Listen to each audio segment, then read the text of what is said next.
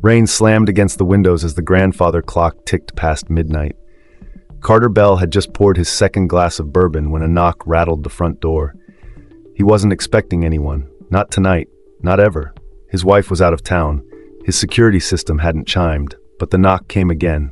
Steady, sure. When he opened the door, his world caved in. There she stood, eyes sharp, scars barely visible beneath makeup, and a stare that peeled back every lie he'd buried. "Hello, Carter," she said. "Remember me?"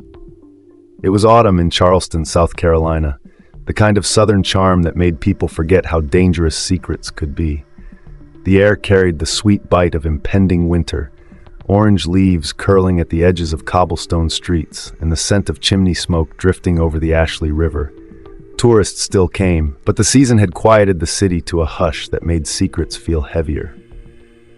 Carter Bell, a respected businessman and the face of Charleston's elite, lived in a meticulously restored federal-style mansion on Battery Street. He was the kind of man who knew the power of image, tailored suits, calculated charm, and a dazzling smile that could quiet a room. His second wife, Celeste, a poised interior designer with a taste for clean lines and coastal palettes, was out of town on a project in Savannah. The house, like Carter, was curated, polished, pristine, and hollow. Carter spent his nights alone. He didn't mind. He preferred it. The bourbon he poured burned less than the guilt he drowned, and the silence of his home kept his conscience buried. On paper, he had moved on. His business thrived, his calendar was full, but in the quiet corners of the house, the past lingered. Few remembered Denise Langston, the first Mrs. Bell. A vibrant trauma nurse with a laugh that lit up cocktail parties and a backbone forged from years in ERs and chaos. She vanished on vacation 8 years ago. Officially, she was presumed dead. A memorial had been held, tears had been shed, and the world had offered Carter sympathy and space to heal. But the past never dies quietly, and Denise, long buried and forgotten, was on her way home. 8 years ago, Carter and Denise were Charleston's golden couple. She, a trauma nurse with nerves of steel and a heart big enough to heal a city. He, the charming real estate mogul who had turned family inheritance into empire. They appeared inseparable, but behind the curated smiles and designer suits, their world was cracking. Carter had a weakness: greed. He poured millions into risky development projects, seduced by visions of skyscrapers bearing his name. Denise didn't know until it was too late. He mortgaged their home without her knowledge, emptied their accounts, and masked his panic with lavish parties and calculated charisma. Denise found out on a Tuesday afternoon. The bank had called to notify her of a foreclosure notice. Her stomach dropped, her world tilted.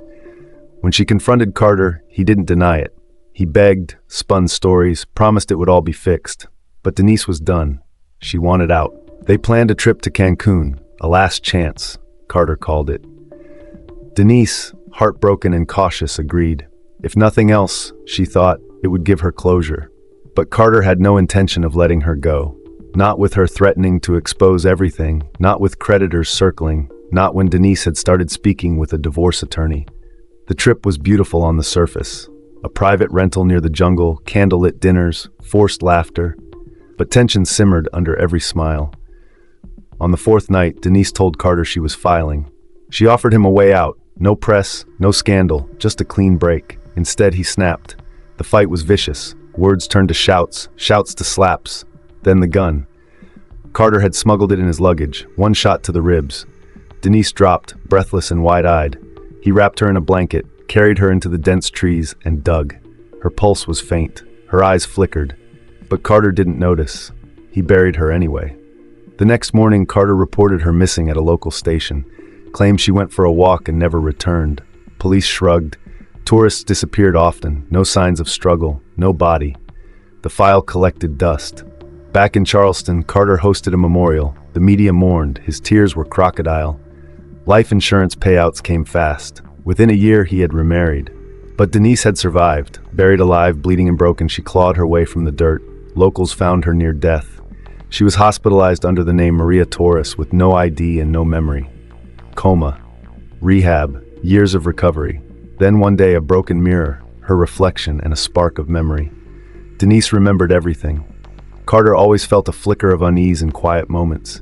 It came like a shadow around corners, subtle and unwelcome. A song on the radio, one Denise used to hum as she folded laundry. The smell of jasmine on warm spring nights, drifting in through the balcony like a ghost's breath. The sound of a woman crying on a late-night drama show. Triggers. Each one pulled something raw from inside him, but he never lingered.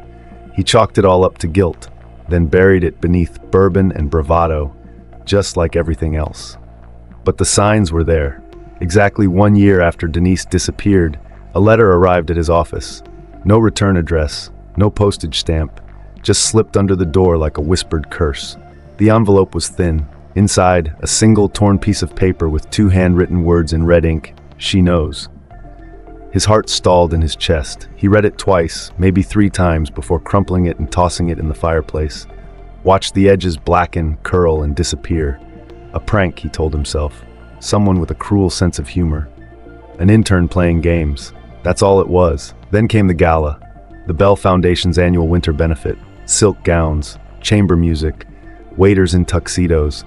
Carter worked the room like always, smiling, shaking hands, giving speeches, auctioning off vacations for charity. But in the crowd of sequins and flashbulbs, he saw her.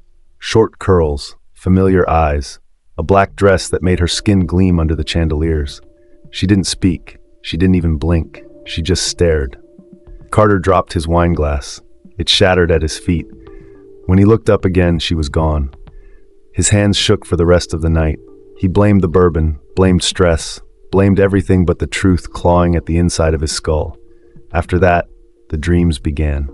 In them, Carter wandered the jungle, alone. The leaves whispered his name. His shoes sank into soft, wet earth. And always, there were eyes, watching him from the trees. Eyes caked with dirt, ringed with blood, wide open and unblinking beneath the soil. Sometimes he woke up screaming. Sometimes he didn't wake at all. Celeste would ask what was wrong. He'd kiss her forehead, smile, and say, "Just a bad week." She believed him. He let her.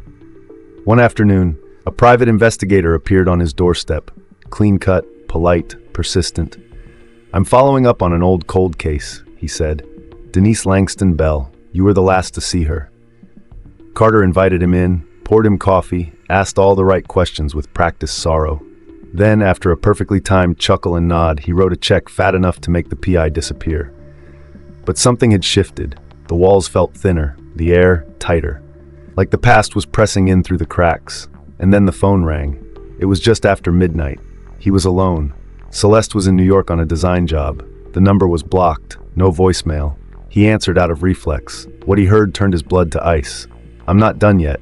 It was her voice, rasped, uncertain, but unmistakable. "Denise." Carter sat in silence, staring at the wall. The line went dead. He didn't sleep that night, or the next. He started glancing over his shoulder in parking garages, checking the locks twice, keeping the lights on longer. He told himself it was paranoia, stress, coincidence. But deep down, beneath the layers of lies and bourbon, Carter Bell knew one thing with certainty. The past wasn't behind him anymore. It was in the room. That night, everything changed. The storm outside had quieted to a cold drizzle, but inside Carter Bell's home, the air had never felt heavier. The grand foyer, with its imported marble and curated art, suddenly seemed cavernous, echoing like a tomb. Carter stood frozen in the doorway as Denise stepped into the light. Her hair was shorter than he remembered. Her skin bore faint traces of long-healed trauma, a jagged line beneath her jaw, a slight tremble in her left hand, a limp that barely interrupted her stride. Her clothes were simple, her posture regal, but her eyes were sharp as broken glass, and behind them burned something ancient, something unforgiving.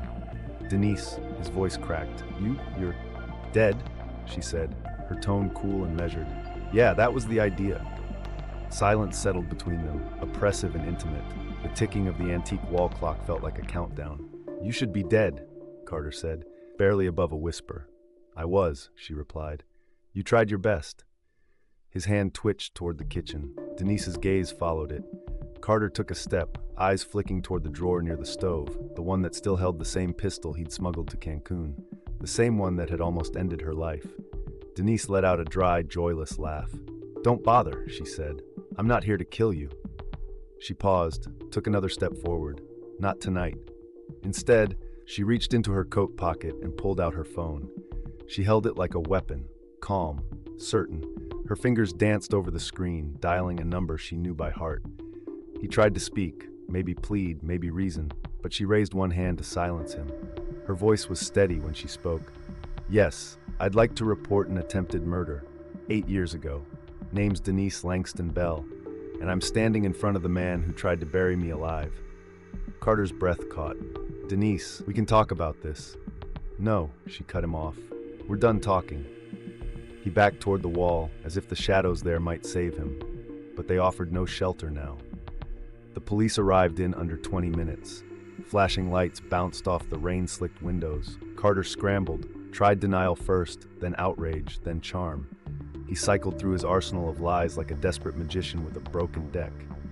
None of it worked. Denise handed over the file she had carried close to her heart for months. Photos of her injuries, a dated medical report from Cancun, a voice recording from a therapy session where the memories began to return.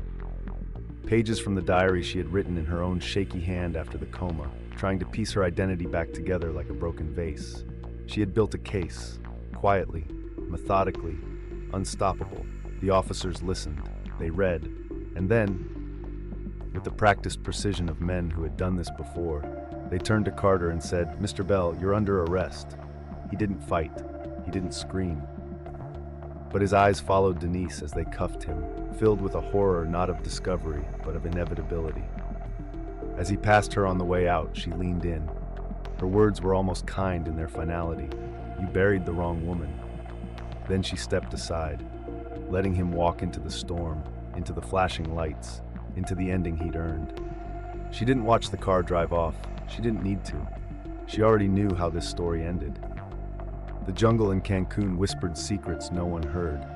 Crickets chirped as the wind twisted through the canopy, brushing over a shallow grave that wasn't quite deep enough.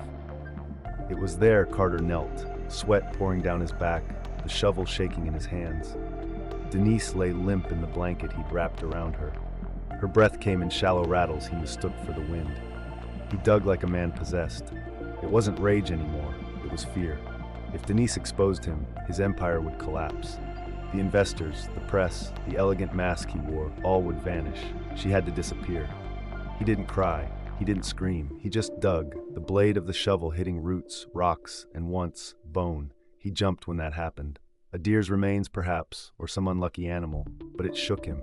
He took it as a sign and dug faster. His mind raced as sweat stung his eyes. Denise had seen the documents, the hidden accounts, the second mortgage he forged her name on. She had even spoken to a lawyer. It was only a matter of time before she took everything, exposed everything. One shot. A .22 caliber pistol tucked into a bag beneath the bed. He hadn't meant to use it. He brought it just to scare her. But when she said the words, "You're a fraud, Carter. I'm leaving," he snapped. Something shifted in his eyes, pulled the trigger. Blood soaked the white tiles of the rental home's kitchen floor. The sound of the gunshot had been loud, shocking in the stillness of paradise. Birds outside had taken flight. Carter stood there, stunned, deafened by the silence that followed. Denise dropped, her hands going to her ribs. She gasped, eyes wide, mouthing something he couldn't or wouldn't understand. Panic set in. He wrapped her in the hotel duvet, stuffing towels beneath to soak up the spreading blood. Every movement felt mechanical. His brain disconnected from his hands. He dragged her through the back door and into the car, drove aimlessly at first. Then he remembered the side road they'd passed during a drive 2 days before. Dirt, dense foliage, palm thickets thick enough to swallow sound. 15 minutes into the jungle.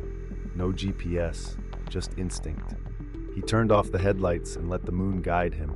Every bump in the road made the body shift in the back seat, and each time it did, he flinched. The shovel came from the rental home's tool shed. Carter's hands blistered within minutes, the wooden handle tearing through his skin. But he didn't stop, couldn't.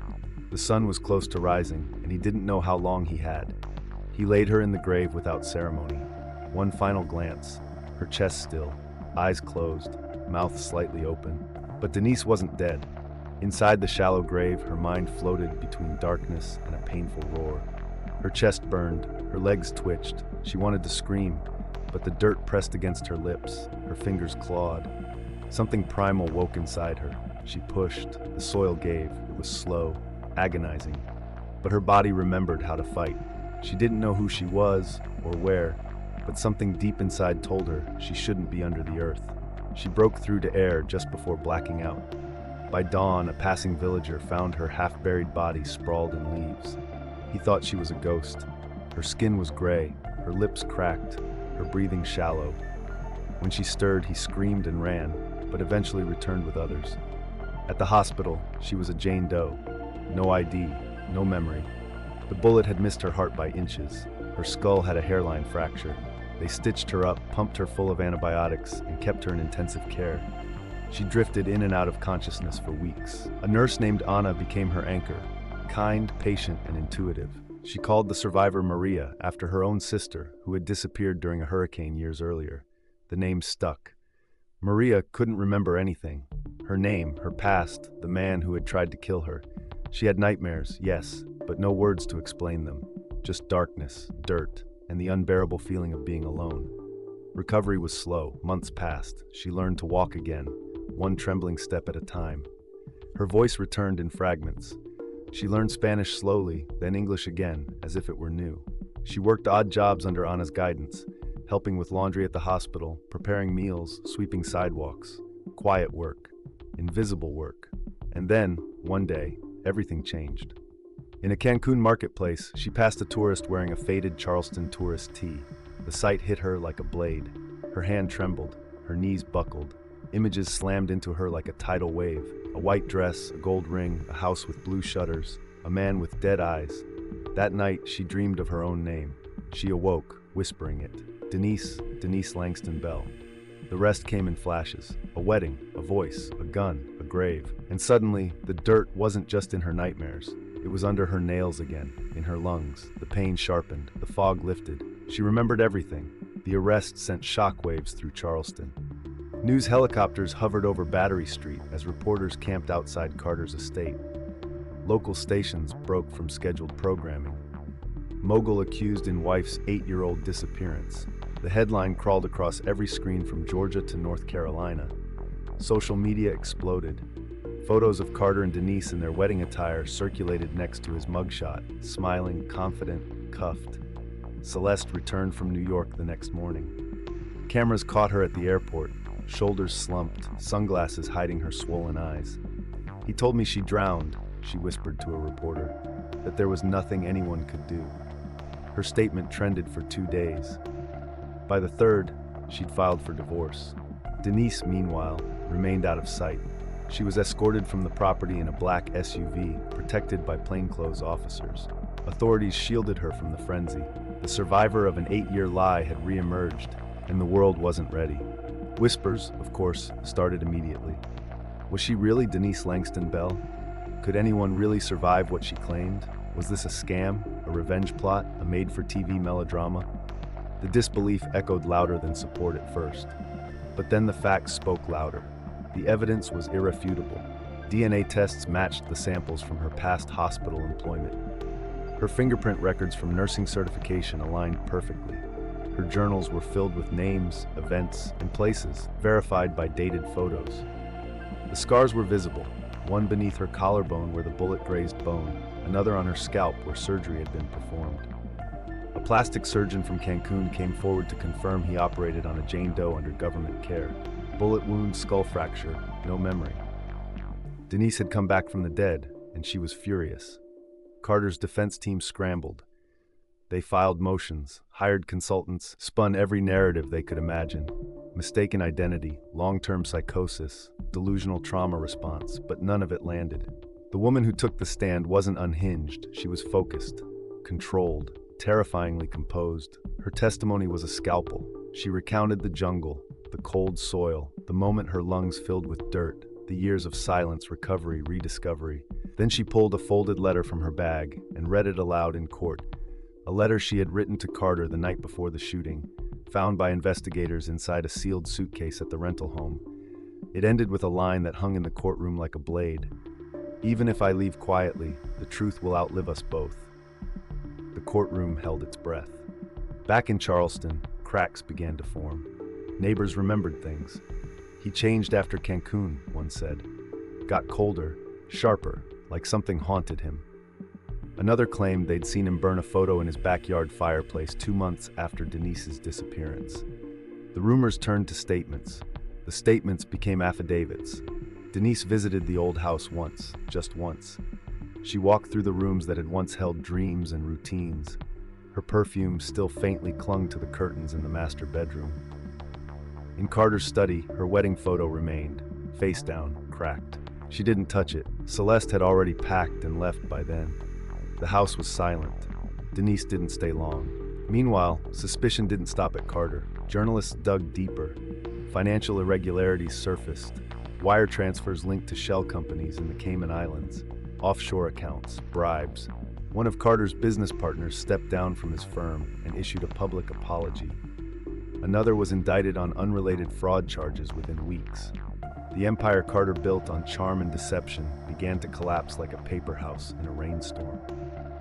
But Denise wasn't there for revenge. She gave no victory interviews. She refused talk show offers.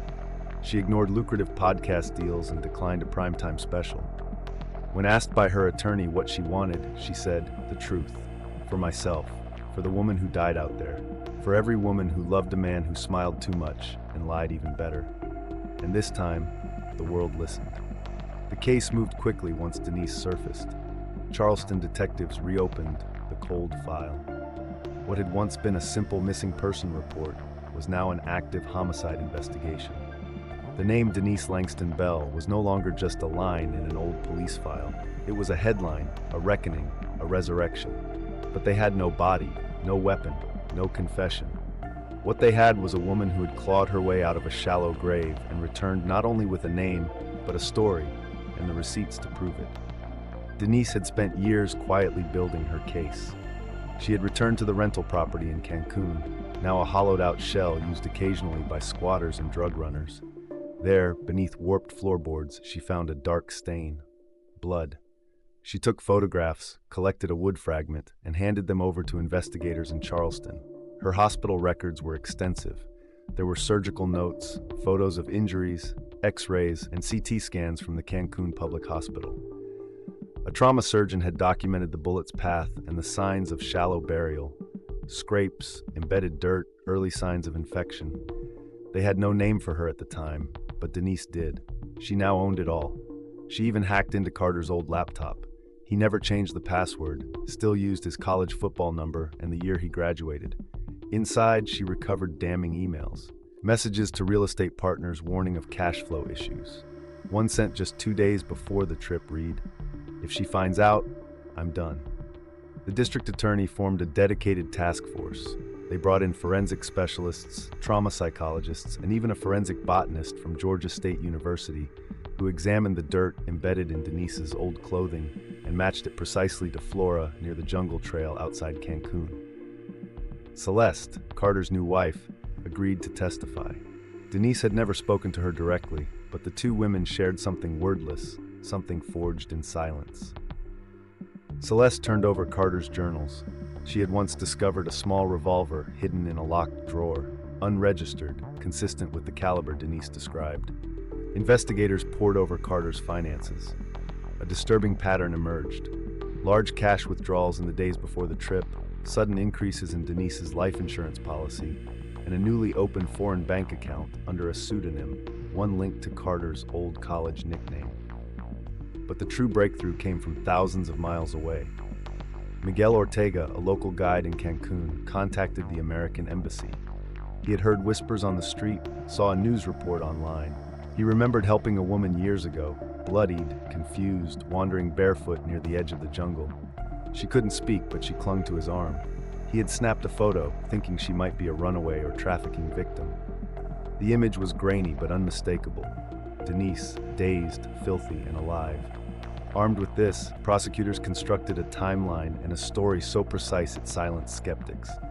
The court date was set, and the city held its breath. The trial became a national sensation. Reporters swarmed the courthouse. Sketch artists filled the overflow rooms. Hashtags trended daily. For the first time in public, Denise walked into the courtroom with her head high, wearing a navy suit and a calm expression. She looked like a woman reclaiming something. Her testimony was surgical. She recounted the marriage, The deceit, the shooting, the suffocation.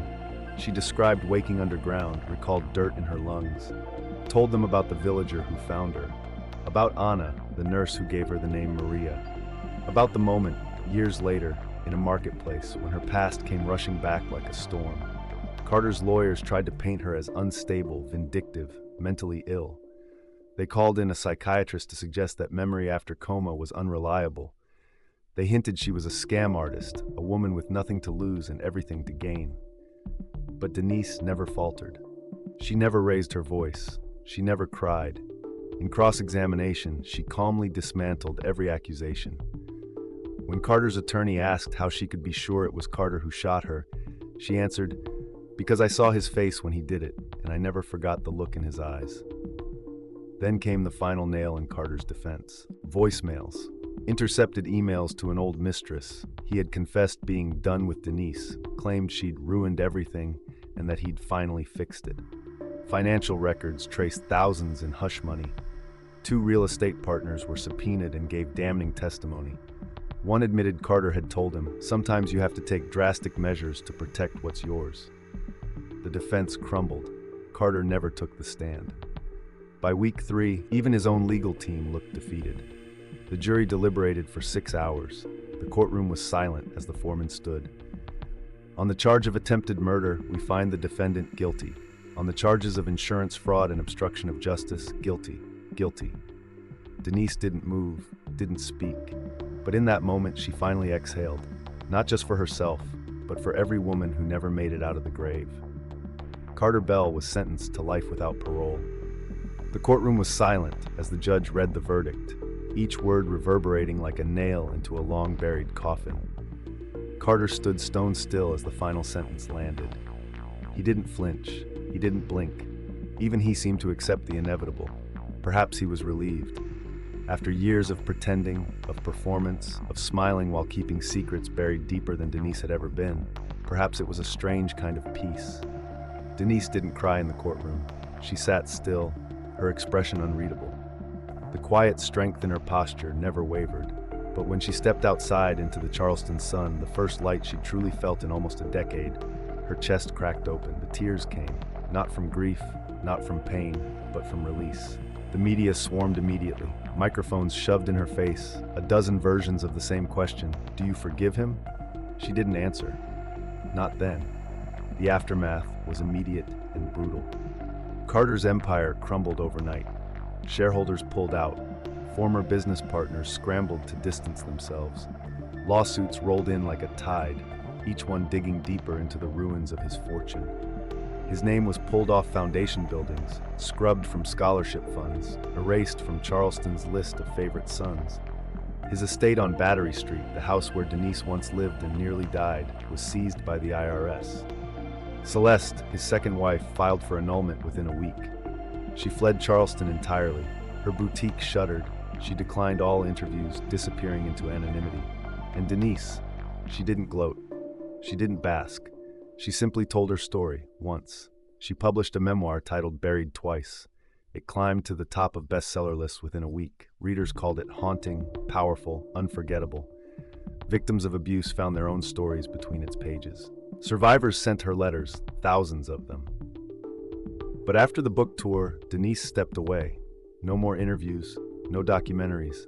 She had no interest in turning her pain into entertainment. Instead, she founded the Langston Project, a nonprofit dedicated to women who had survived domestic violence and been failed by the legal system.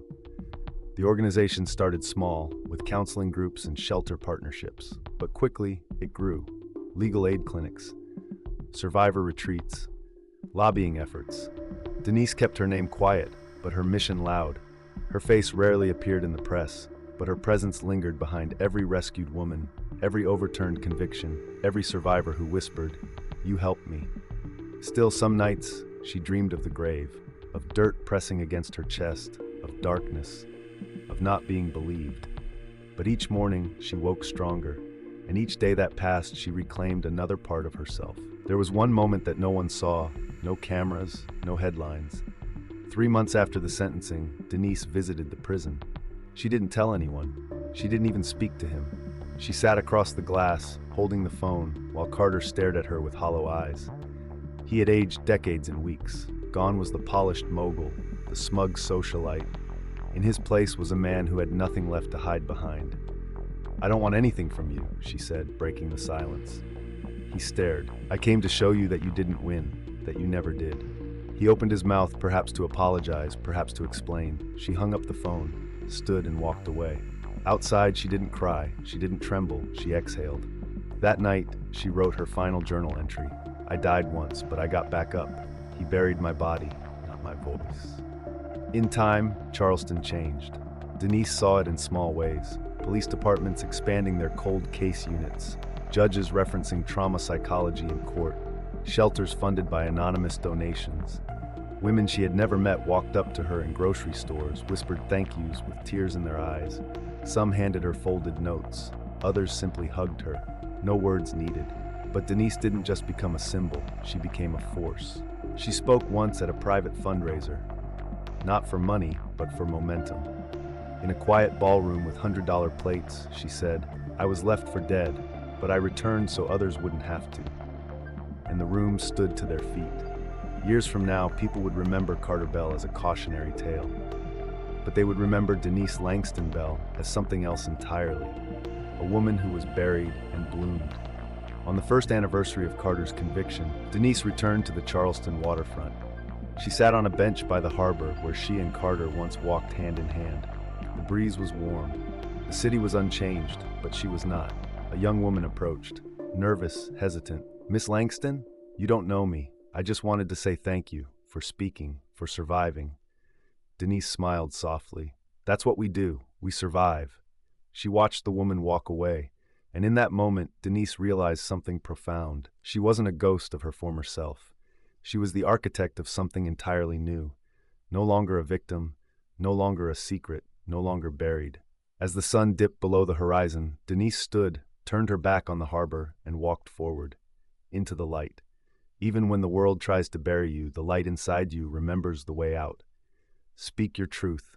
Heal at your pace. You have already survived the worst. Now it's your time to live.